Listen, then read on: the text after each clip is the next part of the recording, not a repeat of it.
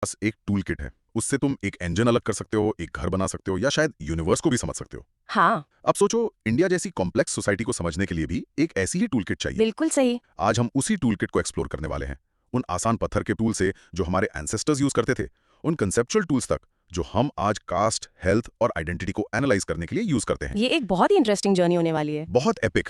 तो इस जर्नी को शुरू करने से पहले मेक श्योर तुम फुली इक्विप्ड हो। जल्दी से सब्सक्राइब बटन और नोटिफिकेशन बेल ऑन कर लो और कमेंट्स में बताओ कि तुम किस टूल के बारे में जानने के लिए सबसे ज्यादा एक्साइटेड हो। ये बहुत अच्छा फ्रेम है। मतलब एक सोसाइटी एक कॉम्प्लेक्स मशीन की तरह है और उसे समझने के लिए उसके सबसे पुरानी गियर्स से लेकर उसके मॉडर्न सॉफ्टवेयर तक सब कुछ देखना पड़ता है। एग्जैक्टली। आज हम इस इंडिया टूलकिट से 6 अलग अलग पावरफुल टूल्स को एग्जामिन करेंगे। परफेक्ट। तो चलो आज के इस डीप एनालिसिस का लर्निंग मैप सेट करते हैं। सबसे पहले हम एकदम शुरुआत से स्टार्ट करेंगे। इंडिया के अपर पैलियोलिथिक के डिस्टिंक्टिव फीचर्स और डिस्ट्रीब्यूशन को डिस्क्राइब करेंगे। ठीक है। फिर हम लेंस स्विच करके इंडिया की ट्राइबल कम्युनिटीज की हेल्थ पर एनवायरमेंटल और बायोकल्चरल फैक्टर्स के असर को एग्जामिन करेंगे। उसके बाद हम मॉडर्न इंडियन टूलकिट के आर्किटेक्ट्स को सेलिब्रेट करेंगे, बीएस गुहा, इरावती कर्वे और एसआर के चोपड़ा के कॉन्ट्रीब्यूशंस को हाईलाइट करते हुए। Right, the pioneers. नेक्स्ट हम इंडिया में कास्ट मोबिलिटी के डायनामिक्स को एनालाइज करेंगे। फिर वहां से हम और बड़े पिक्चर को देखेंगे, इंडिया की पॉपुलेशन ग्रोथ के पीछे के डेमोग्राफिक और सोशल फैक्टर्स। इंटरेस्टिंग। और आखिरी में हम मॉडर्न इंडिया के सबसे इंपॉर्टेंट एडमिनिस्ट्रेटिव टूल्स में से एक यानी शेड्यूल ट्राइब के कॉन्सेप्ट को क्रिटिकली एग्जामिन करेंगे। तो तैयार हो जाओ, ये एक एकदम गहरा एनालिसिस होने वाला है। Let's begin. ओके, तो चलो शुरू करते हैं हमारे पहले टूल से, वो जो असल में पत्थर से बने थे। ये क्वेश्चन 2020 के पेपर से है। Okay. Describe the distinctive features and distribution of upper Palaeolithic of India. और इसका ब्रॉड माइक्रो थीम है हाँ। Technological and symbolic evolution of anatomically modern humans in the Indian pre historic sequence, circa 40,000 to 10,000 बीबी। देखिए, ये period बहुत ही foundational है। मतलब ये सिर्फ टूल्स बनाने का एक नया तरीका नहीं था, ये एक नए तरीके से सोचने का दौर था। अच्छा। हाँ, जैसे महान आर्कियोलॉजिस्ट H.D. संकालिया ने कहा था, ये एरा एक इंक्रीज्ड प्लानिंग डेप्थ दिखाता है। मतलब ये वो मोमेंट है जब हमारे एंसेस्टर्स ने कई कदम आगे का सोचना शुरू किया और उस कॉग्निटिव लीप ने सब कुछ बदल दिया। The upper Palaeolithic cognitive revolution. Right. तो सिंपल टर्म्स में अपर पैलियोलिथिक वो प्री हिस्टोरिक फेज है जिसमें स्टोन टूल टेक्नोलॉजी में एक मेजर अपग्रेड हुआ, स्पेसिफिकली लंबे और बेहतरीन ब्लेड्स की तरफ एक शिफ्ट, और सबसे जरूरी सिंबॉलिक बिहेवियर जैसे आर्ट और पर्सनल अडॉर्नमेंट के पहले क्लियर एविडेंस मिले। मुझे ये बहुत पसंद आया। मतलब हमारे एंसेस्टर्स एक भारी हथौड़े से एक multi tool Swiss army knife invent करने तक पहुंच गए। सही एनालॉजी है। सोचो, तुम अब सिर्फ एक पत्थर नहीं तोड़ रहे, तुम एक कोर स्टोन को केयरफुली प्रिपेयर करके उससे एकदम प्रिसाइज, शार्प, स्टैंडर्डाइज्ड ब्लेड्स निकाल रहे हो। हर काम के लिए एक अलग ब्लेड। ये तो एकदम मेंटल शिफ्ट है। परफेक्ट एनालॉजी है। ये एफिशिएंसी, स्पेशलाइजेशन और फॉरसाइट को रिप्रेजेंट करता है। तो अगर हम इसका आंसर स्ट्रक्चर कर रहे होते तो इंट्रोडक्शन में अपर पैलियोलिथिक को इस क्रिटिकल एवोल्यूशनरी स्टेज के रूप में फ्रेम करना होता। मिडिल पैलियोलिथिक के क्रूड फ्लेक टूल ट्रेडिशन से आगे एक क्वांटम लीप। ठीक है। ये इंडिया में बिहेवियरल मॉडर्निटी की शुरुआत थी एक तरह से। चलो इसके बॉडी में जाते हैं। ये डिस्टिंक्टिव फीचर्स क्या थे? सबसे पहला और सबसे इंपॉर्टेंट फीचर है ब्लेड बेस्ड लिथिक टेक्नोलॉजी। देखिए, ये सिर्फ अलग दिखने वाला टूल नहीं है, ये एक अलग मैन्युफैक्चरिंग प्रोसेस है। इसमें एक प्रिपेयर्ड स्टोन कोर से लंबे, पतले, पैरेलल साइडेड ब्लेड्स निकाले जाते हैं। अच्छा। स्पेशलाइज्ड टूल्स में मॉडिफाई किया जा सकता है। H.D. संकालिया ने इसे एक डिफिनिटिव टेक्नोलॉजिकल मार्कर माना था। तो बेटर टेक्नोलॉजी, कम वेस्ट। जब उनके पास ये ब्लेड्स आ गए तो वो उनसे क्या बनाते थे? ये हमें दूसरे फीचर पर लाता है, एक specialised and diversified tool typology. उनका जो टूल किट था, जिसे आर्कियोलॉजिस्ट असेंबलेज कहते हैं, वो बहुत ज्यादा वेरिएट था। जैसे इसमें बरीन्स जैसे टूल्स थे जो पत्थर की छीनी की तरह और हड्डी या लकड़ी पर काम आते थे। एंड स्क्रीपर्स थे जानवरों की खाल प्रोसेस करने के लिए, नुकीले पॉइंट्स थे भालों के लिए, और बैक्ड ब्लेड्स जो छोटे और सेफ नाइव्स की तरह थे। स्कॉलर वी एन मिश्रा ने आर्ग्यू किया कि ये एक रैंडम कलेक्शन नहीं था, ये टास्क स्पेसिफिक टूल किट्स थे जो हंटिंग, बुचरी और क्राफ्टिंग में एक कॉम्प्लेक्स और ऑर्गेनाइज्ड अप्रोच दिखाते हैं। बिल्कुल अकलमंद बात है। एक कॉम्प्लेक्स सोसाइटी को कॉम्प्लेक्स टूल्स की जरूरत होती है। क्या इस नई टेक्नोलॉजी के लिए अलग तरह का रॉ मटेरियल भी चाहिए था? बिल्कुल, और ये है तीसरा feature, systematic raw material selection and procurement. उनमें high quality fine grained silica rich rocks जैसे चर्ट, चेल्सिडनी और जैस्पर के लिए एक क्लियर प्रेफरेंस था। ओके। ये मटेरियल्स बहुत प्रिडिक्टेबल तरीके से टूटते हैं, जो ब्लेड प्रोडक्शन के लिए जरूरी है। और सबसे अजीब बात, जैसे आर्कियोलॉजिस्ट के पद्दाया ने नोट किया, ये है कि ये मटेरियल्स अक्सर लंबी दूरियों से लाए जाते थे। मतलब एक तरह की सप्लाई चेन थी। इससे तो मेरे दिमाग में हमारे प्रिमिटिव एंसेस्टर्स की इमेज ही बदल गई। लेकिन आपने कहा था ये सिर्फ टूल्स के बारे में नहीं था, सिंबॉलिक साइड का क्या? यहाँ पर ये और भी गहरा हो जाता है। चौथा फीचर है इमर्जेंस ऑफ सिंबॉलिक बिहेवियर। ये पहली बार है जब हमें नॉन यूटिलिटेरियन कल्चरल एक्सप्रेशन का साफ सबूत मिलता है। वाओ। जैसे ओखरे का वाइड स्प्रेड यूज, जो शायद बॉडी पेंटिंग या रिचुअल्स के लिए होता था, और सबसे शानदार भीमबेटका जैसे साइट्स पर रॉक आर्ट, जिसमें जानवरों की शुरुआती पेंटिंग्स हैं। हमें ऑस्ट्रिच एगशेल बीड्स भी मिलते हैं। बीड्स? हाँ, जो पर्सनल अडॉर्नमेंट के लिए यूज होते होंगे।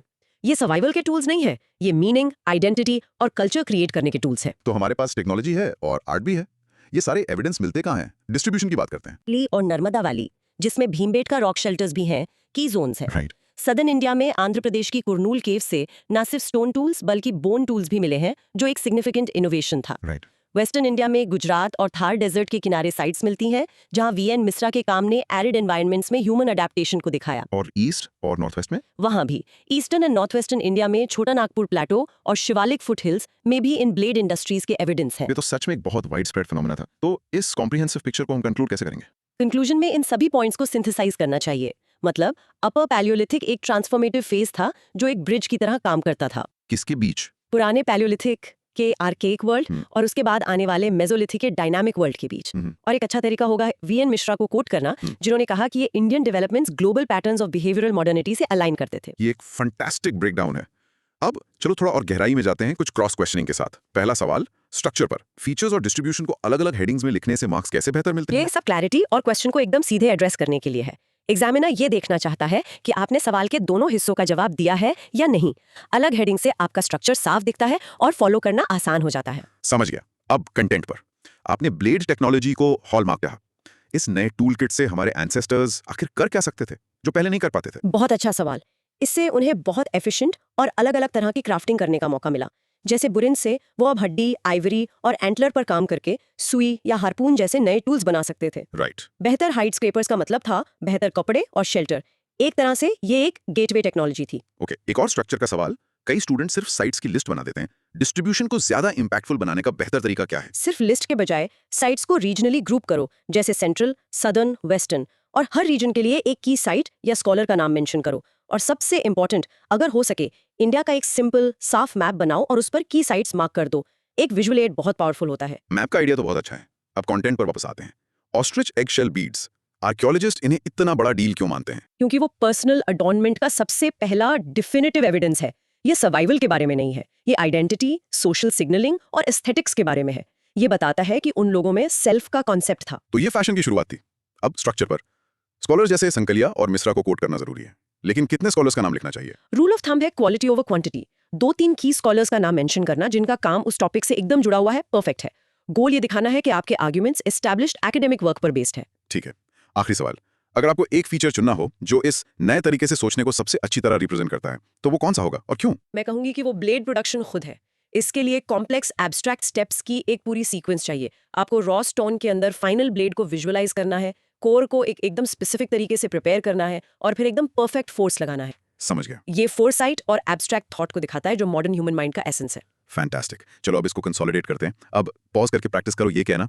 The upper Palaeolithic in India is defined by 2 key innovations: standardized blade-based lithic technology and the emergence of symbolic behavior seen in the rock art of Bhimbetka. चलो रिहर्स करो। Excellent. और recap? In short, upper Palaeolithic सिर्फ tools में एक upgrade नहीं था, ये human mind में एक अपग्रेड था जिसने इंडिया भर में टेक्नोलॉजी, आर्ट और कल्चर में एक रिवोल्यूशन ला दिया। कूल ना? ठीक है, हमने स्टोन टूल्स को एग्जामिन कर लिया। अब चलो ह्यूमन वेलबींग को समझने के लिए एक मॉडर्न टूल किट की तरफ चलते हैं। हम टाइम में आगे जंप कर रहे हैं इस सवाल को एड्रेस करने के लिए। ये भी 2020 से है। Okay. Examine the environmental and biocultural factors influencing the health of tribals of India. और इसका ब्रॉड माइक्रो थीम है The interplay of environmental, biological and cultural determinants shaping the health status of India's scheduled tribes (STs). ये एक critical topic है। ये हमसे एक fundamental सवाल पूछता है, क्या हेल्थ सिर्फ बायोलॉजी का मामला है? शायद नहीं। एंथ्रोपोलॉजी के अनुसार इसका जवाब है बिल्कुल नहीं। हेल्थ को सच में समझने के लिए हमें मेडिकल एंथ्रोपोलॉजिस्ट मार्गरेट लॉक के बायोकल्चरल फ्रेमवर्क की जरूरत है।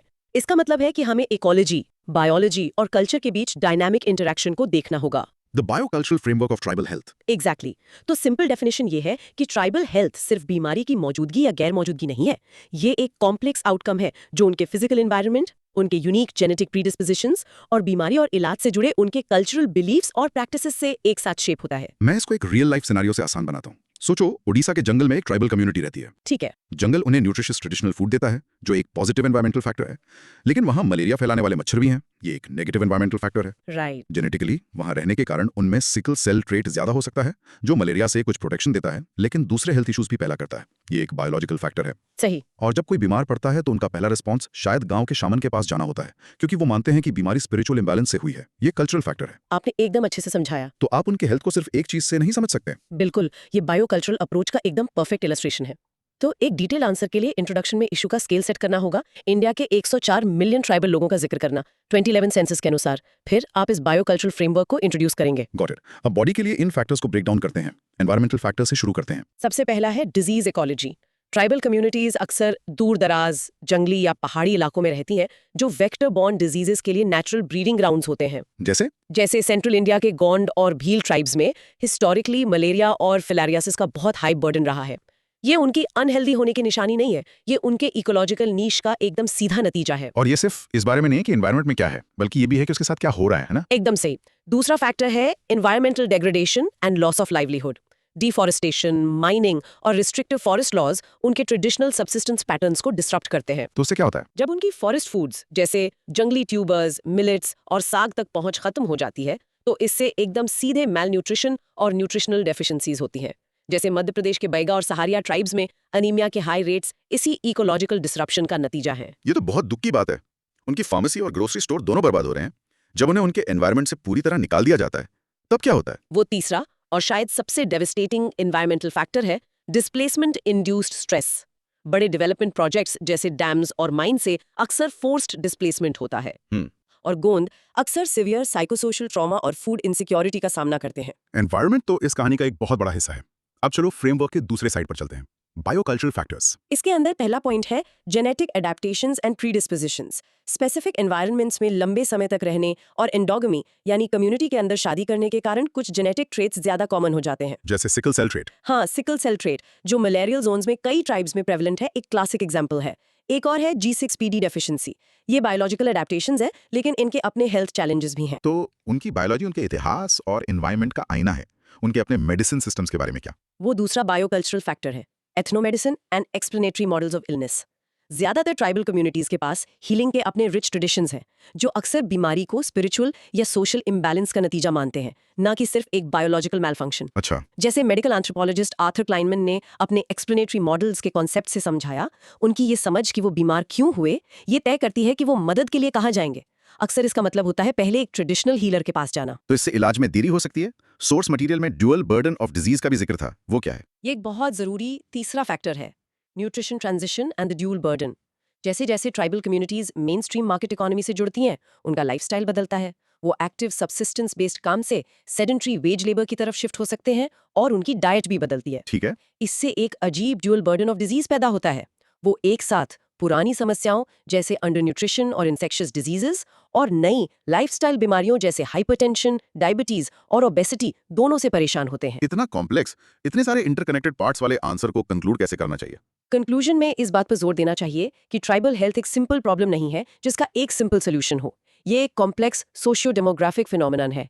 इसलिए top down one size fits all medical interventions fail हो जाते हैं। तो रास्ता क्या है? आगे का रास्ता एक ecologically sensitive, culturally appropriate, community based approach है, जो इंडिजिनस नॉलेज सिस्टम्स को मॉडर्न हेल्थ केयर के साथ इंटीग्रेट करता है और उनका सम्मान करता है। एक बहुत पावरफुल और जरूरी कंक्लूजन। चलो क्रॉस क्वेश्चनिंग का टाइम। स्ट्रक्चर पर सोर्स में फ्लो चार्ट यूज करने का जिक्र था। ये एक आंसर में इतना वैल्यूएबल टूल क्यों है? क्योंकि ये आपके कोर आर्गुमेंट को विजुअली डिमॉन्स्ट्रेट करता है। एक सिंपल डायग्राम जो एनवायरमेंटल फैक्टर्स जैसे डिफॉरेस्टेशन, बायोलॉजिकल फैक्टर्स जैसे जेनेटिक्स और कल्चरल फैक्टर्स जैसे हीलिंग बिलीफ्स को हेल्थ आउटकम से जोड़ता है, वो आपके पूरे कॉम्प्लेक्स आर्गुमेंट को एक सिंगल इंपैक्टफुल इमेज में समराइज कर सकता है। एक तस्वीर 1000 शब्दों के बराबर है। कंटेंट पर आपका क्या मतलब था जब आपने कहा कि हेल्थ ट्राइबल कम्युनिटीज के लिए एक इंटरजेनरेशनल इशू है? उन्हें और पूरी जिंदगी हेल्थ प्रॉब्लम से जूझने की संभावना ज्यादा होती है। इससे पूरे हेल्थ का एक अजीब साइकिल बन जाता है। ये तो काफी गंभीर बात है। स्ट्रक्चर के लिए एनवायरमेंटल और बायोकल्चरल फैक्टर्स को अलग-अलग डिस्कस करना बेहतर है या उन्हें इंटीग्रेट करना? एक एग्जाम आंसर में क्लैरिटी के लिए उन्हें अलग-अलग हेडिंग्स के अंडर डिस्कस करना सबसे अच्छा है। इससे एक logical, easy to follow structure बनता है। लेकिन एक अच्छा आंसर एक्सप्लेनेशन में उनके बीच हमेशा लिंक्स बनाएगा। ठीक है, अलग हेडिंग्स लेकिन कनेक्टेड सोच। कंटेंट पर आपने वॉरियर एल्विन का जिक्र किया। उनका पर्सपेक्टिव आज भी इतना रिलेवेंट क्यों है? एल्विन ट्राइबल ऑटोनॉमी और कल्चर को फोर्स्ड सिमुलेशन और डिस्ट्रक्टिव डेवलपमेंट के डैमेजिंग इफेक्ट से बचाने के सबसे शुरुआती और सबसे प्रभावशाली आवाज थे। उनकी डिस्प्लेसमेंट के साइकोलॉजिकल ट्रॉमा के बारे में वार्निंग्स आज दुर्भाग्यवश पहले से भी ज्यादा रेलेवेंट है। एक सच्चे विजनरी। एक और सवाल स्ट्रक्चर पर। सेंसस डेटा 104 मिलियन से शुरू करना, ये छोटी सी डिटेल इतनी इंपॉर्टेंट क्यों है? ये तुरंत इस इशू के स्केल और सिग्निफिकेंस को एस्टैब्लिश करता है। ये कोई छोटा मोटा प्रॉब्लम नहीं है, ये एक ऐसी पॉपुलेशन को प्रभावित करता है जो कई देशों से बड़ी है। ऐसा एक नंबर यूज करने से एग्जामिनर को पता चलता है कि आप वेल इन्फॉर्म्ड है। आखिरी सवाल कंटेंट पर। क्या ट्रेडिशनल हीलर्स पर डिपेंड करने का कल्चरल फैक्टर हमेशा एक नेगेटिव चीज है जो देरी का कारण बनती है? ये बहुत ही अच्छा और न्यूआंस सवाल है। बिल्कुल नहीं। ट्रेडिशनल हीलिंग सिस्टम्स अक्सर साइकोसोशल और क्रॉनिक इश्यूज के लिए बहुत इफेक्टिव होते हैं। प्रॉब्लम तब आती है जब कॉन्फ्लिक्ट होता है, जब एक ऐसी कंडीशन जिसे तुरंत बायोमेडिकल इंटरवेंशन की जरूरत है उसमें देरी हो जाती है। तो सोल्यूशन क्या है? आइडियल सोल्यूशन, जिस पर अब कई लोग काम कर रहे हैं, एक कोलैबोरेटिव मॉडल है जहां ट्रेडिशनल हीलर्स और मॉडर्न डॉक्टर्स साथ मिलकर काम करते हैं। कोलैबोरेशन, कॉन्फ्लिक्ट नहीं, ये मुझे पसंद आया। चलो इसकी प्रैक्टिस करते हैं। पॉज करके इस की कॉन्सेप्ट को जोर से बोलो। Tribal health is best understood through a biocultural framework which analyzes the interplay of ecology, genetic predispositions, and cultural explanatory models. चलो प्रैक्टिस करो। और मिनी रिकैप। इन शॉर्ट, किसी इंसान को ठीक करने के लिए आपको पहले उसकी दुनिया को समझना होगा। ट्राइबल हेल्थ उनके जंगल, उनके पूर्वजों और उनके विश्वासों की सेहत से एकदम जुड़ी हुई है। समझे? ओके, तो हेल्थ को समझने के टूल से अब हम उन पायनियर्स की तरफ चलते हैं जिन्होंने इंडियन एंथ्रोपोलॉजी की नींव रखी। यहां से ये सच में इंटरेस्टिंग हो जाता है। 2020 का सवाल है। Highlight the significant contributions of B.S. Guha, Iravati Karve और S.R.K. Chopra to Indian anthropology। और इसका ब्रॉड मैक्रो थीम है। Okay. The transition of Indian anthropology from colonial descriptive ethnography to a scientific, indigenous and multidisciplinary field। ये एक fantastic question है क्योंकि ये architects के बारे में है। ये 3 इंडिविजुअल्स पिवटल हैं। उन्होंने एक ऐसी डिसिप्लिन ली जो लार्जली ब्रिटिश कॉलोनियल एडमिनिस्ट्रेशन का एक टूल थी नेटिव पॉपुलेशंस को समझने और उन पर शासन करने के लिए, और उसे इंडियंस के लिए, इंडियंस द्वारा इंडिया को समझने के लिए एक साइंस में बदल दिया। बिल्कुल।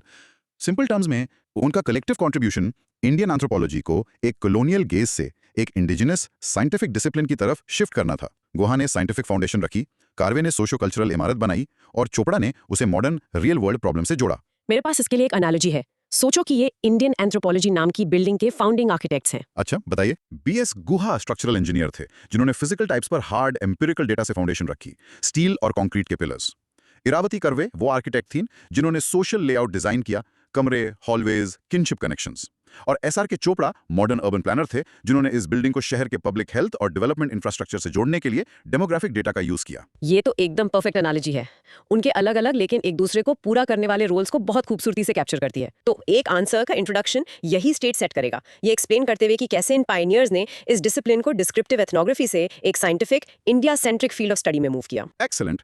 चलो बॉडी में जाते हैं और उनके इंडिविजुअल कॉन्ट्रीब्यूशंस को डिस्कस करते हैं। शुरुआत करते हैं फाउंडेशनल फिगर बीएस गुहा से। बिराजा शंकर गुहा को इंडिया में मॉडर्न फिजिकल एंथ्रोपोलॉजी का फादर कहा जाता है। उनका पहला मॉन्यूमेंटल कंट्रीब्यूशन था इंस्टीट्यूशनलाइजेशन। 1945 में anthropological survey of India (ASI) के पहले इंडियन डायरेक्टर के रूप में उन्होंने systematic large scale empirical research के लिए एक नेशनल फ्रेमवर्क एस्टैब्लिश किया। अच्छा। उनका दूसरा और सबसे फेमस कंट्रीब्यूशन था उनका racial classification of India 1937। Extensive anthropometric यानी बॉडी मेजरमेंट्स और सीरोलॉजिकल यानी ब्लड ग्रुप डेटा के आधार पर उन्होंने इंडियन पॉपुलेशंस का एक 6-फोल्ड क्लासिफिकेशन प्रपोज किया। हाँ, रेस का कॉन्सेप्ट अब आउटडेटेड है, लेकिन गुहा का काम मेथोडोलॉजिकली ग्राउंड ब्रेकिंग था क्योंकि उसने सब्जेक्टिव कॉलोनियल गेसवर्क को रिगरस साइंटिफिक मेजरमेंट से रिप्लेस किया। तो उन्होंने फिजिकल वेरिएशन की स्टडी में साइंस लाया। सोशल साइड का क्या? इरावती कार्वे का क्या बड़ा कंट्रीब्यूशन था? इरावती कार्वे सोशल और कल्चरल एंथ्रोपोलॉजी की एक सच्ची पायनियर थी। उनका magnum opus kinship organisation in India उनका पहला बड़ा कंट्रीब्यूशन था। यह देश के अत्यंत विविध किनशिप सिस्टम्स का पहला सिस्टमैटिक पैन इंडियन एनालिसिस था। राइट। उनका दूसरा की कंट्रीब्यूशन एक regional typology of kinship develop करना था।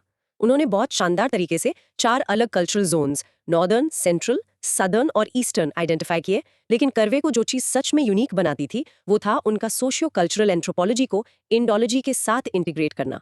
उन्होंने on the ground ethnographic field work को एंशिएंट संस्कृत टेक्स्ट्स की स्टडी के साथ मास्टरफुली कंबाइन किया। ये तो बहुत अजीब है, जो लोग करते हैं उसको पुराने ग्रंथों में लिखी बातों से जोड़ना। अब हमारे तीसरे पायनियर एसआर के चोपड़ा कौन थे और वो क्या नया लाए? एसआर चोपड़ा वो विजनरी थे जिन्होंने एंथ्रोपोलॉजी को नए मॉडर्न डोमेन्स में धकेला। वो पॉपुलेशन एंड अप्लाइड एंथ्रोपोलॉजी के पायनियर थे। उनका पहला बड़ा कंट्रीब्यूशन फील्ड में एक स्ट्रॉन्ग डेमोग्राफिक फोकस लाना था। उन्होंने फर्टिलिटी, मोर्टेलिटी और माइग्रेशन की एंथ्रोपोलॉजिकल स्टडी को चैंपियन किया। राइट। उनका दूसरा और उतना ही इंपॉर्टेंट कंट्रीब्यूशन अप्लाइड एंथ्रोपोलॉजी में था। वो पब्लिक हेल्थ, न्यूट्रिशन और ट्राइबल डेवलपमेंट में रियल वर्ल्ड प्रॉब्लम सॉल्व करने के लिए एंथ्रोपोलॉजिकल डेटा यूज करने के एक स्ट्रॉन्ग एडवोकेट थे। उन्होंने क्वांटिटेटिव और स्टैटिस्टिकल टेक्निक्स इंट्रोड्यूस करके एक तरह से एकेडमिक रिसर्च और एविडेंस बेस्ड पॉलिसी के बीच के गैप को भरा। तो गुहा ने उसे एक साइंटिफिक बॉडी दी, कर्वे ने एक सोशल सोल और चोपड़ा ने एक पब्लिक पर्पस। इन तीन दिग्गजों के बारे में एक आंसर को हम सबसे अच्छी तरह कंक्लूड कैसे कर सकते हैं? कंक्लूजन में उन सबको एक साथ लाना चाहिए। ये बताना चाहिए कि बीएस गुहा, कर्वे और चोपड़ा ने मिलकर इंडिया में एंथ्रोपोलॉजिकल नॉलेज को इंडिजिनाइज किया। उन्होंने इसे उसके कॉलोनियल ओरिजिन से आगे बढ़ाया और इसे एक मेथोडोलॉजिकली प्लूरल और थ्योरेटिकली रोबस्ट डिसिप्लिन में बदल दिया। बहुत खूब, चलो क्रॉस क्वेश्चनिंग शुरू करते हैं। स्ट्रक्चर पर एक स्टूडेंट शायद 3 अलग-अलग एसेज लिख दे। आंसर के आखिर में एक कंपैरेटिव टेबल यूज करने का क्या फायदा है? एक टेबल सिंथेसिस और रिवीजन के लिए एक फैंटास्टिक टूल है। हर स्कॉलर को डिटेल में डिस्कस करने के बाद एक सिंपल 3 कॉलम टेबल जो उनके मेन फील्ड, की कॉन्सेप्ट और मेजर कंट्रीब्यूशन को समराइज करता है, एक पावरफुल एट ग्लांस समरी देता है जो आपके मेन पॉइंट्स को रीइंफोर्स करता है। Great tip. कंटेंट पर रेशियल क्लासिफिकेशन टर्म आज अजीब लगता है। एक स्टूडेंट गुहा के काम के प्रॉब्लमैटिक नेचर को कैसे एड्रेस करे और साथ ही उसकी इंपॉर्टेंस को भी हाईलाइट करे? ये एक सोफिस्टिकेटेड सवाल है। आपको ये मानना चाहिए कि रेस का concept as a biological reality debunk हो चुका है, लेकिन फिर आपको तुरंत गुहा के काम को कॉन्टेक्चुअलाइज करना होगा। उसकी सिग्निफिकेंस क्लासिफिकेशन में नहीं बल्कि उसकी मेथोडोलॉजी में है। ये एम्पिरिसिज्म की तरफ और सब्जेक्टिव रेसिस्ट कॉलोनियल क्लासिफिकेशन से दूर एक शिफ्ट था। तो क्या पर फोकस करें, क्या पर नहीं? सही है। स्ट्रक्चर पर हर स्कॉलर के लिए पैराग्राफ्स को कैसे स्ट्रक्चर करें कि मैक्सिमम इंपैक्ट हो? एक सिंपल और इफेक्टिव स्ट्रक्चर है। एक टॉपिक सेंटेंस से शुरू करें जो उनका मेन डोमेन आइडेंटिफाई करता है। फिर 2 बुलेट पॉइंट्स या शॉर्ट पैराग्राफ्स यूज करें उनके 2 प्राइमरी कंट्रीब्यूशंस को डिटेल में बताने के लिए। इससे इन्फॉर्मेशन ऑर्गेनाइज्ड, कंसाइज और एग्जामिनर के लिए डाइजेस्ट करना आसान रहती है। बहुत साफ। कंटेंट पर कर्वे का पुराने ग्रंथों का यूज उनका यूनिक था। क्या ये कभी उनके फील्ड वर्क ऑब्जर्वेशन से क्लैश करता था और उससे उनका एनालिसिस कैसे स्ट्रांग हुआ? बिल्कुल करता था, और यही उनके मेथड का जीनियस था। उन्हें अक्सर टेक्सचुअल आइडियल यानी शास्त्रिक रूल्स और लिव्ड रियलिटी यानी जो लोग असल में करते थे के बीच एक गैप मिलता था। इस प्रिस्क्रिप्शन और प्रैक्टिस के बीच के गैप को एनालाइज करके ही वो सोशल चेंज और ट्रेडिशंस की फ्लेक्सिबिलिटी को समझ पाई। मैजिक उस गैप में है। ओके, एक स्ट्रक्चरल पॉइंट। क्या उनकी यूनिवर्सिटी एफिलिएशंस या स्पेसिफिक बुक टाइटल्स मेंशन करना जरूरी है? जरूरी नहीं है, लेकिन एक की वर्क जैसे कर्वे की kinship organisation in India mention करने से वेट बढ़ता है। अफिलिएशंस में ये मेंशन करना कि गुहा ने एएसआई फाउंड किया जरूरी है। उसके अलावा कॉन्सेप्ट्स पर फोकस करें, बायोग्राफिकल डिटेल्स पर नहीं। आखिरी कंटेंट सवाल, चोपड़ा ने एंथ्रोपोलॉजी को पॉलिसी ओरिएंटेड कैसे बनाया? एक कॉन्क्रीट एग्जांपल दे सकते हैं कि उनका काम कैसे यूज हो सकता है? इसका मतलब है कि उन्होंने उसे गवर्नेंस के लिए उपयोगी बनाया, जैसे एक स्पेसिफिक कम्युनिटी के फर्टिलिटी पैटर्न्स और फैमिली साइज प्रेफरेंसेस को स्टडी करके उनकी एंथ्रोपोलॉजी सरकार को एक ऐसा फैमिली प्लानिंग प्रोग्राम डिजाइन करने में मदद कर सकती थी जो कल्चरली सेंसिटिव हो और जिसके एक्सेप्ट होने के चांसेस ज्यादा हो। उन्होंने लैब को रियल वर्ल्ड से जोड़ा। फैंटास्टिक। अब प्रैक्टिस करने की बारी है। पॉज करके इन की डोमेन्स को जोर से बोलो। Guha physical anthropology and institutionalisation, Karve social anthropology and Indology, Chopra applied and population anthropology. Practice करो। चलो इसे एक रीकैप के साथ लॉक करते हैं। इन शॉर्ट, इन 3 पायनियर्स ने इंडियन एंथ्रोपोलॉजी को उसकी साइंटिफिक रिगर, उसका यूनिक थ्योरेटिकल लेंस और उसकी प्रैक्टिकल रेलेवेंस दी और एक ऐसी डिसिप्लिन बनाई जो सच में इंडिया को अंदर से समझ सकती है। ठीक है, अब एक बहुत बड़े टॉपिक पर आते हैं, कास्ट। क्या ये एक एकदम फिक्स्ड ना बदलने वाली सीढ़ी है या इस पर ऊपर जाने के रास्ते हैं? 20-20 का सवाल है। What are the different types of caste mobility in India? Highlight the various factors responsible for it. और थीम है right. the transformation of caste from a rigid, closed system into a dynamic and negotiable social institution through various avenues of advancement. ये एक fundamental concept है। Cast का classical text book view ये है कि ये एक रिजिड हायरार्किकल सिस्टम है जहां आपकी पोजीशन जन्म से तय होती है, जिसे sociologist closed system of stratification कहते हैं। लेकिन एम.एन. श्रीनिवास जैसे स्कॉलर्स के काम ने इस व्यू को पूरी तरह बदल दिया। The shifting ladders of caste. Right. तो कास्ट मोबिलिटी की सिंपल डेफिनेशन है वो प्रोसेस जिसके जरिए एक कास्ट ग्रुप या उसके मेंबर्स सोशल और रिचुअल हायरार्की में अपनी पोजीशन बदलते हैं। ये मूवमेंट आमतौर पर इंडिविजुअल नहीं होता, ये एक कलेक्टिव जेनरेशनल एफर्ट होता है। मुझे लगता है इसको समझने का सबसे अच्छा तरीका एक एनालॉजी है। सोचो कि कास्ट एक मल्टीप्लेयर ऑनलाइन वीडियो गेम की तरह है जिसमें अलग-अलग लीग्स हैं, ब्रॉन्ज, सिल्वर, गोल्ड। अच्छा। ट्रेडिशनली आप जिस लीग में पैदा हुए उसी में लॉग्ड थे, लेकिन एम.एन. श्रीनिवास ने दिखाया कि रैंक अप करने के लिए नई स्ट्रैटेजीज हैं। संस्कृताइजेशन है, जैसे lower league players top players के गेम प्ले स्टाइल और रिचुअल्स को एकदम अच्छे से कॉपी करके एक हायर लीग में आने की कोशिश करते हैं। इंटरेस्टिंग एनालॉजी है। वेस्टर्नाइजेशन है, जैसे इन गेम रैंकिंग सिस्टम को ही इग्नोर कर दो और एजुकेशन या हाई पेइंग जॉब से स्टेटस हासिल करो, एक अलग ही लीडर बोर्ड। और पॉलिटिकल मोबिलिटी है, जब एक पूरी लीग के प्लेयर्स एक साथ आकर गेम डेवलपर्स से ज्यादा पावर और रिसोर्सेज मांगते हैं। ये तो एक ब्रिलियंट और बहुत कंटेम्प्रेरी एनालॉजी है। ये अलग-अलग रास्तों को एकदम अच्छे से कैप्चर करती है। तो एक आंसर के लिए इंट्रोडक्शन में कास्ट को एक स्टैटिक सिस्टम मानने की धारणा को चैलेंज करना होगा और एम.एन. श्रीनिवास के मोबिलिटी के कॉन्सेप्ट को एक सेंट्रल थीम के रूप में इंट्रोड्यूस करना होगा। ग्रेट। बॉडी में हमें टाइप्स ऑफ मोबिलिटी को फैक्टर्स से अलग करना होगा। चलो टाइप्स ऑफ कास्ट मोबिलिटी से शुरू करते हैं। पहला और सबसे फेमस है संस्कृताइजेशन। ये टर्म एम.एन. श्रीनिवास ने दिया था। ये कल्चरल या रिचुअल मोबिलिटी का एक फॉर्म है। ये एक प्रोसेस है जिसमें एक लो हिंदू कास्ट अपने कस्टम्स, रिचुअल्स, आइडियोलॉजी और जीने के तरीके को एक हाई कास्ट की दिशा में बदलता है। ठीक है। मकसद कास्ट हायरार्की में एक ऊंची पोजीशन क्लेम करना है। क्लासिक एग्जांपल्स हैं नॉर्थ इंडिया के यादव्स का क्षत्रिय स्टेटस क्लेम करना या तमिलनाडु के नादर्स। तो ये मोबिलिटी ट्रेडिशनल सिस्टम के अंदर है। बाकी टाइप्स क्या हैं? दूसरा टाइप है वेस्टर्नाइजेशन एंड मॉडर्नाइजेशन, जो सेक्युलर मोबिलिटी को रिप्रेजेंट करता है। इस रास्ते में रिचुअल स्टेटस नहीं, बल्कि ये वेस्टर्न एजुकेशन, टेक्नोलॉजी, वैल्यूज और प्रोफेशंस के जरिए एक ऊंचा सोशल स्टैंडिंग हासिल करना है। जैसे एक एजुकेटेड दलित इंडिविजुअल डॉक्टर या लॉयर बनकर अचीवमेंट के आधार पर ऊंचा स्टेटस हासिल करता है। मॉडर्न तरीकों से ऊपर बढ़ना। और आपने एनालॉजी में पॉलिटिक्स का जिक्र किया था। हाँ, तीसरा टाइप है पॉलिटिकल मोबिलिटी। एक डेमोक्रेसी में नंबर्स का मतलब पावर होता है। इस तरह की मोबिलिटी में political participation, caste based associations बनाना और इलेक्टोरल पावर का यूज करके इन्फ्लुएंस, रिसोर्सेज और सोशल प्रेस्टीज हासिल करना शामिल है। उत्तर प्रदेश और बिहार जैसे स्टेट्स में ओबीसी लीडरशिप का उदय इसका एक प्राइम एग्जाम्पल है। क्या कोई और मेजर टाइप है? हाँ, एक चौथा और बहुत सिग्निफिकेंट टाइप है कन्वर्जन बेस्ड मोबिलिटी। इसमें एक ग्रुप हिंदू कास्ट सिस्टम के कलंक और अत्याचार से बचने के लिए अपनी धार्मिक पहचान बदल लेता है। सबसे हिस्टोरिक एग्जाम्पल है डॉक्टर बी.आर. अम्बेडकर के नेतृत्व में 1956 में महार्स और दूसरे दलित ग्रुप्स का बुद्धिज्म में मैस कन्वर्जन। तो ये 4 मेन रास्ते हैं। अब इस मोबिलिटी के पीछे की अंडरलाइंग फोर्सेस या factors responsible for this mobility क्या हैं? पहला और शायद सबसे इंपॉर्टेंट फैक्टर है एजुकेशन एंड मॉडर्नाइजेशन। जैसे सोशियोलॉजिस्ट योगेंद्र सिंह ने कहा, एजुकेशन सोशल चेंज का एक प्राइमरी एजेंट है। ये कास्ट और ऑक्यूपेशन के ट्रेडिशनल लिंक को तोड़ती है। सही। दूसरा जरूरी फैक्टर है democratic politics and state policy. Indian constitution खुद, जिसमें अनटचेबिलिटी को खत्म करने वाले आर्टिकल्स और रिजर्वेशंस का प्रावधान है, ने लोअर कास्ट्स की अपवर्ड मोबिलिटी के लिए इंस्टीट्यूशनलाइज्ड पाथवेज बनाए हैं। और शहरों और इकोनॉमी का क्या इंपैक्ट है? वो तीसरा बड़ा फैक्टर है अर्बनाइजेशन एंड इकोनॉमिक डेवलपमेंट। शहर एक तरह की एनोनिमिटी देते हैं जहां किसी की कास्ट आइडेंटिटी गांव की तुलना में कम दिखती है और कम इंपॉर्टेंट होती है। आपकी जॉब, इनकम और लाइफस्टाइल ज्यादा मायने रखते हैं। ये तो एक बहुत डायनामिक पिक्चर है।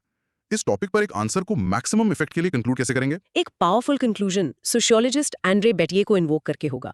उन्होंने बहुत शानदार तरीके से आर्ग्यू किया कि जबकि कास्ट अभी भी मायने रखती है, मॉडर्न इंडिया में स्टेटस का आधार रिचुअल डायमेंशन से सेक्युलर डायमेंशंस ऑफ क्लास यानी इकोनॉमिक पावर और पावर यानी पॉलिटिकल इन्फ्लुएंस की तरफ शिफ्ट हो रहा है। वाओ। कंक्लूजन में ये बताना चाहिए कि कास्ट अब एक रिजिड स्ट्रक्चर नहीं, बल्कि पावर रिलेशंस का एक डायनामिक और अत्यंत कंटेस्टेड फील्ड है। वंडरफुल। चलो क्रॉस क्वेश्चनिंग शुरू करते हैं। स्ट्रक्चर पर स्टूडेंट्स इस सवाल का जवाब देते वक्त सबसे कॉमन गलती क्या करते हैं? सबसे कॉमन गलती टाइप्स ऑफ मोबिलिटी जैसे संस्कृताइजेशन को फैक्टर्स जैसे एजुकेशन के साथ मिक्स कर देना है। 2 साफ अलग अलग हेडिंग्स यूज करना, ए टाइप्स ऑफ मोबिलिटी और बी फैक्टर्स रिस्पॉन्सिबल।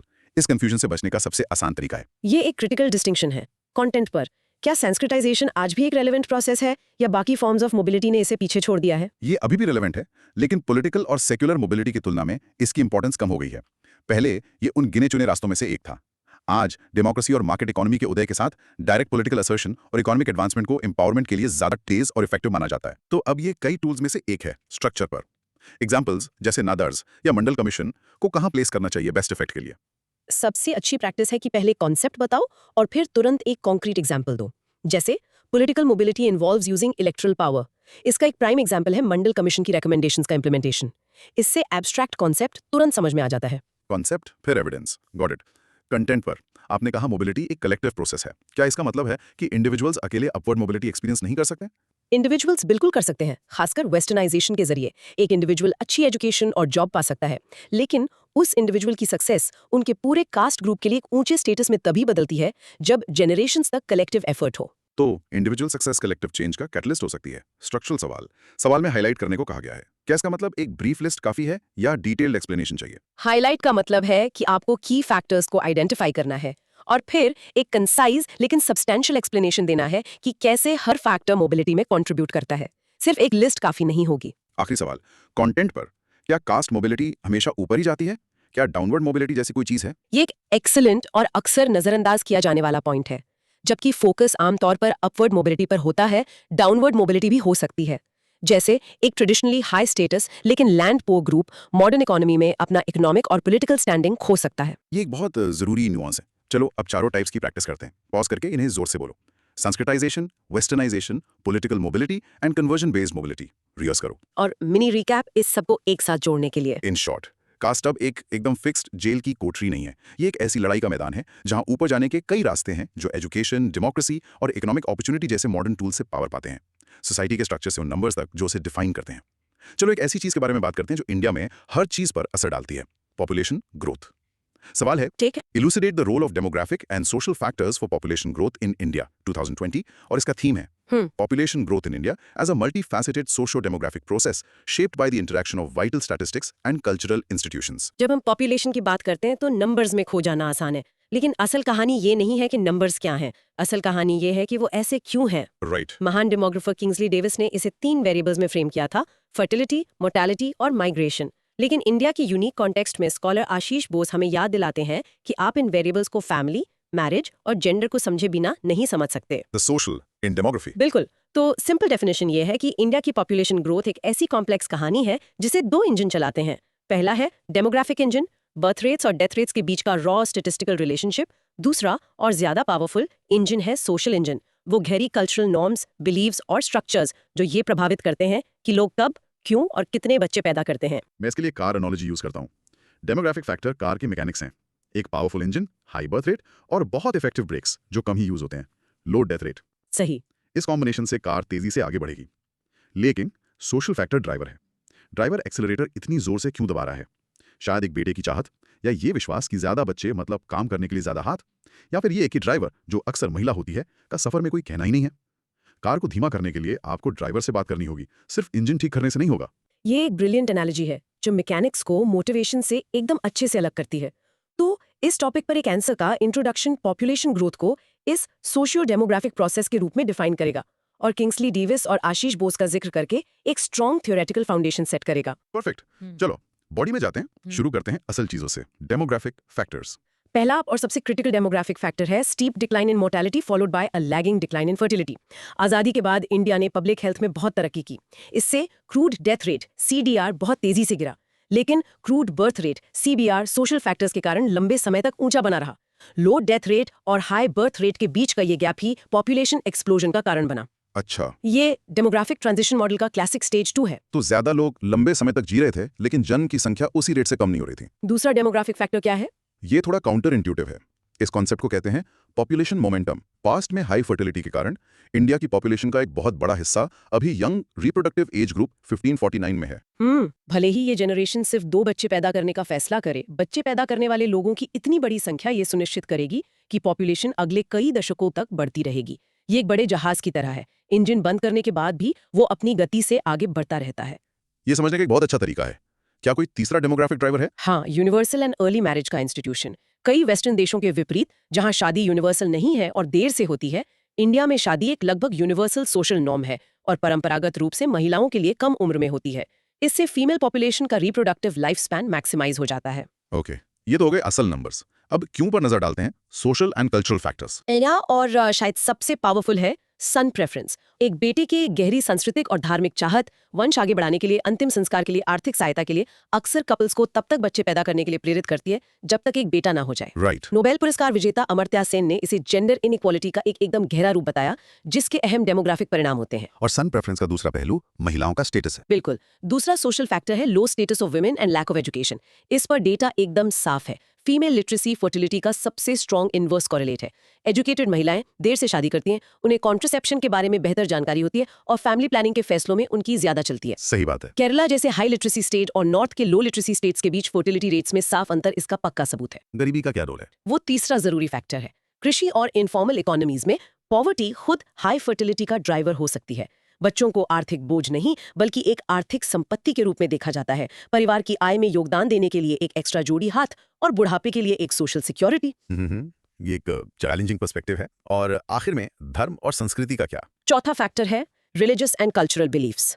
कुछ विश्वास और व्याख्याएं मॉडर्न कॉन्ट्रासेप्टिव मेथड्स के प्रति विरोध पैदा कर सकती हैं, और उससे भी ज्यादा अहम, इमरजेंसी 1975-77 के दौरान परिवार नियोजन कार्यक्रमों के जबरदस्ती और क्रूर तरीके से लागू किए जाने ने सरकारी जनसंख्या नियंत्रण उपायों के प्रति एक गहरा और स्थायी सामाजिक अविश्वास पैदा कर दिया। तो इस कॉम्प्लेक्स डिस्कशन को हम कंक्लूड कैसे करें? कंक्लूजन में ये दोहराना चाहिए कि इंडिया की पॉपुलेशन ग्रोथ एक क्विंटेसेंशियल सोशियो डेमोग्राफिक फिनोमिनन है। जबकि इसकी शुरुआत एक डेमोग्राफिक शिफ्ट, गिरती मृत्यु दर से हुई, इसकी गति अब मूल रूप से सोशल वेरिएबल्स, खासकर महिला सशक्तिकरण और शिक्षा द्वारा नियंत्रित है। जैसा कि कहते हैं, डेवलपमेंट ही सबसे अच्छा कॉन्ट्रासेप्टिव है। एक बहुत ही उम्मीद भरा और सशक्त कंक्लूजन। चलो क्रॉस क्वेश्चनिंग का टाइम। आपने डेमोग्राफिक ट्रांजिशन मॉडल का जिक्र किया। क्या आप आसान शब्दों में बता सकती हैं कि इसके स्टेजेस का एक देश के लिए क्या मतलब है? बिल्कुल। स्टेज 1 प्री मॉडर्न है। हाई बर्थ रेट्स और हाई डेथ रेट्स एक दूसरे को कैंसिल कर देते हैं, तो पॉपुलेशन स्टेबल रहती है। स्टेज 2 एक्सप्लोजन फेज है। पब्लिक हेल्थ बेहतर होती है, डेथ रेट्स गिर जाते हैं लेकिन बर्थ रेट्स ऊंचे रहते हैं, जिससे तेजी से ग्रोथ होती है। स्टेज 3 स्टेबलाइजिंग फेज है। डेवलपमेंट और एजुकेशन के साथ बर्थ रेट्स भी गिर जाते हैं और ग्रोथ धीमी हो जाती है। इंडिया लंबे समय तक स्टेज 2 में फंसा हुआ था। इसे एकदम साफ हो गया। कंटेंट पर हम अक्सर सुनते हैं कि पॉपुलेशन इंडिया की सबसे बड़ी समस्या है। क्या इसका कोई ऑल्टरनेटिव व्यू है जिसे एंथ्रोपोलॉजिस्ट कंसीडर करते हैं? हाँ, कई एंथ्रोपोलॉजिस्ट और इकोनॉमिस्ट डेमोग्राफिक डिविडेंड की भी बात करते हैं। ये पर्सपेक्टिव कहता है कि एक बड़ी यंग पॉपुलेशन अगर अच्छी तरह से एजुकेटेड और हेल्दी हो तो बोझ नहीं बल्कि एक बहुत बड़ी संपत्ति है, एक विशाल वर्कफोर्स जो आर्थिक विकास को आगे बढ़ा सकती है। इसलिए चैलेंज सिर्फ नंबर्स को कंट्रोल करना नहीं बल्कि पॉपुलेशन की क्वालिटी में इन्वेस्ट करना है। तो ये एक पोटेंशियल एसेट है, सिर्फ लाइबिलिटी नहीं। स्ट्रक्चर पर एक आंसर में डेमोग्राफिक और सोशल फैक्टर्स को कितना वेट देना चाहिए? एक बैलेंस्ड आंसर को दोनों को लगभग बराबर वेट देना चाहिए। मैं 2 मेन हेडिंग सजेस्ट करूंगी। डेमोग्राफिक फैक्टर्स से शुरू करके मैकेनिकल कॉन्टेक्स्ट सेट करें और फिर सोशल फैक्टर्स पर जाकर अंडरलाइंग रीजंस एक्सप्लेन करें। ठीक है। कंटेंट पर इमरजेंसी का एग्जाम्पल मेंशन करना इतना जरूरी क्यों है? ये क्या सबक सिखाता है? ये एक जरूरी कॉशनरी टेल है। ये साबित करता है कि डेमोग्राफिक चेंज को एक समाज पर जबरदस्ती थोपा नहीं जा सकता। ये बुरी तरह से उल्टा पड़ा क्योंकि इसने ह्यूमन डिग्निटी और सोशल रियलिटीज को नजरअंदाज किया और एक गहरा अविश्वास पैदा किया जिसने फैमिली प्लानिंग को दशकों तक नुकसान पहुंचाया। एक सबक जो बहुत महंगा पड़ा। एक स्ट्रक्चरल सवाल, क्या स्टेट लेवल कंपैरिजंस जैसे केरला वर्सेस उत्तर प्रदेश यूज करना इफेक्टिव है? बहुत इफेक्टिव। ये सोशल फैक्टर्स के बारे में आपके आर्गुमेंट के लिए कॉन्क्रीट एविडेंस देने का सबसे अच्छा तरीका है। केरला की हाई फीमेल लिटरेसी और लो फर्टिलिटी को यूपी जैसे स्टेट के ऑपोजिट सिनारियो से कंपेयर करके आप एक थ्योरेटिकल क्लेम से एक डेटा बैक रियलिटी तक पहुंच जाते हैं। आखिरी सवाल, अमर्त्य सेन का मिसिंग वुमेन पर काम सन प्रेफरेंस से जुड़ा है। क्या आप उस कनेक्शन को आसान शब्दों में समझा सकती हैं? सेन ने मिसिंग वुमेन टर्म का यूज इंडिया में उस डेमोग्राफिक अनोमली को डिस्क्राइब करने के लिए किया जहां मेल टू फीमेल रेशो अजीब तरह से स्क्यूड है। उन्होंने आर्ग्यू किया कि ये गहरी जेंडर इनइक्वालिटी का नतीजा है जो फीमेल बच्चों की सेहत और पोषण की अनदेखी और मॉडर्न समय में सेक्स सिलेक्टिव अबॉर्शन के रूप में दिखता है। ये उसी सन प्रेफरेंस का सबसे आखिरी और ट्रेजिक परिणाम है। एक अजीब कनेक्शन। चलो इस सेक्शन की सबसे पावरफुल लाइन की प्रैक्टिस करते हैं। पॉज करके इस फ्रेज को जोर से बोलो। Female literacy is the strongest inverse correlate of fertility. Practice करो, ये गेम चेंजिंग कॉन्सेप्ट है। और mini recap. In short, India की पॉपुलेशन स्टोरी को समझने के लिए सिर्फ लोगों को गिनो मत, उसकी महिलाओं के जीवन और उनके फैसलों को देखो। हमारे डेमोग्राफिक चैलेंजेस का सोल्यूशन सोशल है, सर्जिकल नहीं। ठीक है, आखिरी सवाल के लिए हम इंडियन एडमिनिस्ट्रेटिव टूलकिट के सबसे क्रिटिकल कॉन्सेप्चुअल टूल्स में से एक को एग्जामिन करने जा रहे हैं। ये आइडेंटिटी, लॉ और जस्टिस के बारे में। चलो शुरू करते हैं। Okay. Critically examine the concept of scheduled tribe (ST) and mention the limitations of administrative criteria 2020।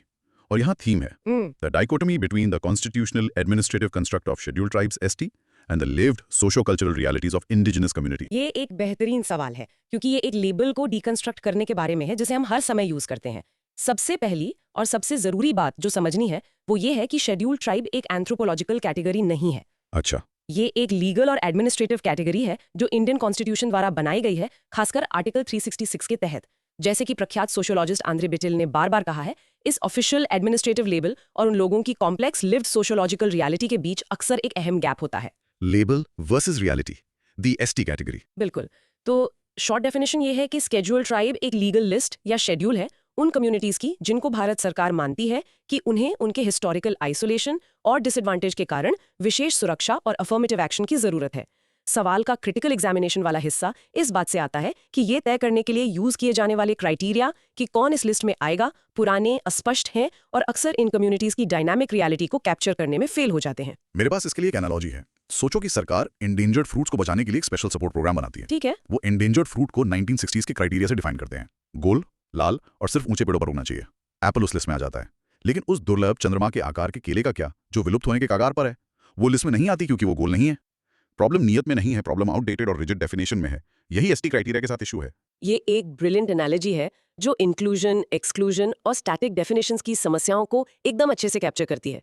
तो एक आंसर का इंट्रोडक्शन एसटी को इस लीगल एडमिनिस्ट्रेटिव कैटेगरी के रूप में डिफाइन करेगा, कॉन्स्टिट्यूशनल आर्टिकल्स का हवाला देगा और शायद बेटेल को कोट करके इस ब्यूरोक्रेटिक लेबल और ट्राइबल जीवन की फ्लूइड रियलिटी के बीच के केंद्रीय तनाव को तुरंत इंट्रोड्यूस करेगा।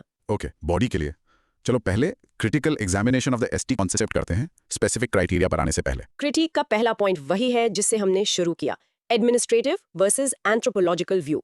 बेटेलिया का कोर आर्गुमेंट ये है कि इंडिया में ट्राइब एक अलग सोशोलॉजिकल टाइप नहीं है, बल्कि कास्ट के साथ एक कंटिन्यूम पर मौजूद है। सरकार एडमिनिस्ट्रेटिव सुविधा के लिए एक हार्ड लाइन खींचती है जहां एक फ्लूइड रियलिटी मौजूद है। ठीक है। दूसरा है ऐतिहासिक इंटीग्रेशन डिबेट। ये कॉन्सेप्ट दो विपरीत विचारों से पैदा हुआ। वेरियर एल्विन ने ट्राइब्स को कल्चरल आइसोलेट्स के रूप में देखने और उन्हें सुरक्षा देने की बात की, जबकि सोशोलॉजिस्ट जीएस घुरिये ने उन्हें बैकवर्ड हिंदूज कहा और उनके असिमिलेशन की वकालत की। एसटी कैटेगरी इन्हीं दो ध्रुवों के बीच फंसी हुई है। तो इस बात पर कभी सहमति नहीं थी कि ट्राइब आखिर है क्या? तीसरा क्रिटिक क्या है? वो है प्रॉब्लम ऑफ होमोजेनाइजेशन। एक सिंगल लेबल एसटी इस लिस्ट में शामिल 700 से ज्यादा कम्युनिटीज की अपार विविधता को छिपा देता है। ये अंडमान के जरावा जैसे एक छोटे हंटिंग गैदरिंग ग्रुप को झारखंड के संथाल जैसे एक बड़े स्थायी कृषक समुदाय के साथ एक ही कैटेगरी में डाल देता है। उनकी समस्याएं और जरूरतें बहुत अलग हैं। ये तो एक बहुत पावरफुल क्रिटिक है। अब चलो स्पेसिफिक होते हैं और limitations of the administrators criteria को देखते हैं। ये क्राइटेरिया मुख्य रूप से लोकोर कमेटी ने 1965 में तय किए थे। 5 मेन क्राइटेरिया हैं। 1 primitive traits, 2 distinctive culture, 3 geographical isolation, 4 shyness of contact with the community at large और 5 बैकवर्डनेस। आज इनमें से हर एक बहुत प्रॉब्लमैटिक है। चलो उन लिमिटेशंस को तोड़ते हैं। पहला, conceptual vagueness and ethnocentrism. Primitive जैसे टर्म्स ऑब्जेक्टिव साइंटिफिक टर्म्स नहीं है, ये सब्जेक्टिव वैल्यू लेडन है और एक कॉलोनियल माइंडसेट में जड़े हैं जो ट्राइबल लोगों को असभ्य मानता था। शाइनेस ऑफ कॉन्टैक्ट का एक highly educated politically assertive north east Indian community के लिए क्या मतलब है? सही। दूसरा क्राइटेरिया स्टैटिक एंड अहिस्टोरिकल अजम्पशंस पर आधारित है। वो ट्राइब्स को समय में एकदम रुके हुए अकेला रहते हुए कल्पना करते हैं। ये सदियों के इंटरैक्शन, माइग्रेशन और एडेप्टेशन को पूरी तरह से नजरअंदाज करता है। जैसा कि बेतेल ने कहा, आइसोलेशन हमेशा डिग्री का मामला रहा है, एक एब्सोल्यूट स्टेट नहीं। तो क्राइटेरिया बेसिकली एक कॉलोनियल एरा फोटो एल्बम से ली गई तस्वीरें हैं और उन्हें अपडेट नहीं किया गया है। बिल्कुल। और इससे तीसरी लिमिटेशन आती है, पॉलिटिकल एंड एडमिनिस्ट्रेटिव मैनिपुलेशन। क्योंकि क्राइटेरिया इतने वेग है, एसटी लिस्ट में किसी कम्युनिटी को शामिल करने या उसे निकालने की प्रक्रिया अक्सर ऑब्जेक्टिव एंथ्रोपोलॉजिकल डेटा से नहीं, बल्कि पॉलिटिकल लॉबिंग और चुनावी गणित से चलती है। तो इन सभी समस्याओं के साथ हम इस क्रिटिकल एग्जामिनेशन को कंक्लूड कैसे करें? कंक्लूजन बैलेंस्ड होना चाहिए। आपको पहले ये मानना होगा कि अपनी कमियों के बावजूद एसटी कैटेगरी सोशल जस्टिस और अफर्मेटिव एक्शन के लिए एक आवश्यक संवैधानिक साधन है। लेकिन इसका पुराने और फ्लॉड लोकल क्राइटेरिया पर निर्भर रहना एक गंभीर पॉलिसी मिसमैच पैदा करता है। तो आगे का रास्ता? आगे का रास्ता ज्यादा डायनामिक, कॉन्टेक्स्ट सेंसिटिव और शायद सेल्फ आइडेंटिफिकेशन पर आधारित क्राइटेरिया की तरफ बढ़ना है। एक परफेक्ट आखिरी सेंटेंस आंध्र बेटेल की शक्तिशाली चेतावनी का इस्तेमाल करना होगा कि हमें सावधान रहना चाहिए कि अस्थायी सहायता के लिए बनाए गए एडमिनिस्ट्रेटिव कैटेगरीज पिछड़ेपन की स्थायी फॉसिलाइज्ड पहचान ना बन जाएं। बहुत अच्छा। चलो आखिरी क्रॉस क्वेश्चनिंग के साथ खत्म करते हैं। ये कहकर शुरू करना इतना जरूरी क्यों है कि एसटी एक लीगल एडमिनिस्ट्रेटिव कैटेगरी है? क्योंकि यह तुरंत पूरी चर्चा को सही ढंग से फ्रेम करता है। यह एग्जामिनर को बताता है कि आप समझते हैं कि यह टर्म कल्चरल रियलिटी से नहीं निकला, बल्कि स्टेट द्वारा शासन के उद्देश्य से थोपा गया था। टर्म की उत्पत्ति और उद्देश्य पूरे क्रिटिक के लिए केंद्रीय है। कंटेंट पर आपने एल्विन वर्सेस घुरिये डिबेट का जिक्र किया। ये पुरानी बहस आज भी एसटी पॉलिसीज के लिए रेलेवेंट क्यों है? क्योंकि आज भी हर सरकारी नीति ट्राइब्स के प्रति इम्प्लिसिटली एक या दूसरी तरफ झुकी होती है। क्या हमारी नीतियां उनकी अनोखी संस्कृति और स्वायत्तता की रक्षा करने के लिए हैं, एल्विन का व्यू, या उन्हें आर्थिक और सामाजिक मुख्यधारा में एकीकृत करने के लिए है, घुरिये का व्यू? ये मौलिक वैचारिक तनाव अभी भी हर चीज को आकार देता है। तो ये कोर फिलोसॉफिकल डायलेमा है। स्ट्रक्चर पर एक स्टूडेंट लोकल क्राइटेरिया को प्रभावी ढंग से कैसे क्रिटिक कर सकता है बिना संविधान का अनादर किए? कि ये है कि क्राइटेरिया को क्रिटिक करें, संविधानिक प्रावधान को नहीं। आप इसे इम्प्लीमेंटेशन की समस्या के रूप में फ्रेम कर सकते हैं। आप कह सकते हैं ट्राइबल समुदायों को ऊपर उठाने का संवैधानिक लक्ष्य अहम है, लेकिन इन समुदायों को पहचानने के लिए इस्तेमाल किए जाने वाले प्रशासनिक मापदंड पुराने हो गए हैं। कंटेंट पर होमोजेनाइजेशन एक की क्रिटिसिज्म है। क्या आप इसे समझाने के लिए एक और छोटा एग्जांपल दे सकती हैं? जरूर। हेल्थ पॉलिसी के बारे में सोचो। सेंट्रल इंडिया में एक वनवासी जनजाति के बीच कुपोषण से लड़ने के लिए बनाई गई नीति शिलोंग में एक शहरी एसटी समुदाय के लिए पूरी तरह से अप्रासंगिक होगी, जो डायबिटीज जैसी लाइफस्टाइल बीमारियों का सामना कर रहा है। दोनों को एसटी कहकर एक ही हेल्थ प्रोग्राम लागू करना असफलता का आसान रास्ता है। इससे एकदम साफ हो गया। स्ट्रक्चर पर आंद्रे बटाले के विचारों को पूरे आंसर में कैसे इंटीग्रेट करें, सिर्फ कंक्लूजन में नहीं? आप उनके विचारों को हर स्टेज पर शामिल कर सकते हैं। एसटी को डिफाइन करते समय उनके लेबल वर्सेस रियलिटी पॉइंट का जिक्र करें। आइसोलेशन को क्रिटिक करते समय उनके उस तर्क का जिक्र करें कि ये डिग्री का मामला है। और कंक्लूजन में स्थायी पहचानों के बारे में उनकी चेतावनी का इस्तेमाल करें। आखिरी कंटेंट सवाल, अगर क्राइटेरिया इतने फ्लॉड हैं तो एक पोटेंशियल ऑल्टरनेटिव क्या है? कई एंथ्रोपोलॉजिस्ट अब आत्म पहचान के सिद्धांत पर आधारित एक फ्रेमवर्क की वकालत करते हैं, जैसा कि स्वदेशी लोगों पर अंतर्राष्ट्रीय सम्मेलनों में मान्यता प्राप्त है। इसके साथ ऐतिहासिक वंचन और समुदाय के पारंपरिक भूमि और संसाधनों के साथ संबंध पर ध्यान केंद्रित किया जाएगा, न कि प्रिमिटिवनेस या शाइनेस जैसे सब्जेक्टिव सांस्कृतिक लक्षणों पर। एक ज्यादा सशक्त अप्रोच। ओके, आज के लिए आखिरी प्रैक्टिस, पॉज करके 5 लोकोर क्राइटेरिया को जोर से बोलो। Primitive traits, distinctive culture, geographical isolation, shyness of contact and backwardness. उन्हें और उनकी कमियों को याद करने की कोशिश करो। और हमारा आखिरी mini recap. In short, scheduled tribe label न्याय देने के लिए एक जरूरी कानूनी टूल है, लेकिन इसे लागू करने के लिए इस्तेमाल की जाने वाली पुरानी कॉलोनियल एरा रूल बुक टूटी हुई है और उसे तुरंत एक मॉडर्न, ज्यादा सम्मानजनक अपडेट की जरूरत है। समझे? वाओ, क्या शानदार सफर था। उन पत्थर के औजारों से जिनका इस्तेमाल हमारे पूर्वजों ने अपनी दुनिया को आकार देने के लिए किया था, उन वैचारिक औजारों तक जिनका इस्तेमाल हम आज उस दुनिया को समझने के लिए करते हैं। चलो, जिन ब्रॉड माइक्रो थीम्स को हमने एक्सप्लोर किया है उनका एक क्विक रिकैप करते हैं। चलिए करते हैं। पहला, हमने ऊपर पैलियोलिथिक को इंडिया में विशाल तकनीकी और संज्ञानात्मक छलांगों के एक दौर के रूप में देखा। दूसरा, हमने समझा कि जनजातीय स्वास्थ्य, पर्यावरण, जेनेटिक्स और संस्कृति के धागों से बुना एक जटिल जाल है। तीसरा, हमने उन अग्रदूतों गुहा, कार्वे और चोपड़ा का जश्न मनाया जिन्होंने एक औपनिवेशिक अनुशासन को लेकर उसे इंडिया को समझने के लिए एक शक्तिशाली स्वदेशी टूलकिट में बदल दिया। बिल्कुल। चौथा, हमने सीखा कि जाति एक स्थिर सीढ़ी नहीं बल्कि गतिशीलता का एक गतिशील क्षेत्र है। पांचवां, हमने माना कि भारत की जनसंख्या की कहानी अंततः सामाजिक कारकों, विशेष रूप से महिला सशक्तिकरण द्वारा लिखी जाती है, न कि सिर्फ कच्चे आंकड़ों से। और अंत में हमने शेड्यूल्ड ट्राइब लेबल की आलोचनात्मक जांच की, जिसमें न्याय के लिए उसकी आवश्यकता और उसके पुराने कठोर मापदंडों की गंभीर सीमाओं को देखा। बहुत शानदार। हमने समय और विचारों के पार एक यात्रा की है और अब हमेशा की तरह हम आपके लिए एक आखिरी प्रोवोकेटिव थॉट छोड़ रहे हैं। आंद्रे बटेल ने चेतावनी दी थी कि प्रशासनिक लेबल स्थायी पहचान नहीं बनने चाहिए। तो आपके लिए सोचने का सवाल यह है, भारत कैसे सुनिश्चित कर सकता है कि सकारात्मक कार्यवाही समानता के निर्माण के लिए एक अस्थायी मचान के रूप में काम करे, न कि एक स्थायी लेबल बन जाए जो पिछड़ेपन की उसी पहचान को बनाए रखे जिसे वह समाप्त करना चाहता है। एक सवाल जो भारतीय सामाजिक नीति और उसके भविष्य के बिल्कुल केंद्र में बना हुआ है। बिल्कुल सही। इस एकदम डिटेल्ड एनालिसिस के लिए हमारे पास बस इतना ही समय था। इस गहरे अध्ययन में हमारे साथ जुड़ने के लिए धन्यवाद। अगर आपने कुछ नया सीखा और वो मोमेंट महसूस किया तो आप जानते हैं कि क्या करना है। उस सब्सक्राइब बटन को दबाएं, इस सेशन को लाइक करें और इसे एक दोस्त के साथ शेयर करें जो गहरा सोचना पसंद करता है। हमारे आखिरी सवाल पर अपने विचार नीचे कमेंट्स में हमें बताएं। अगली बार तक गहराई से जांच करते रहें। Imagine this.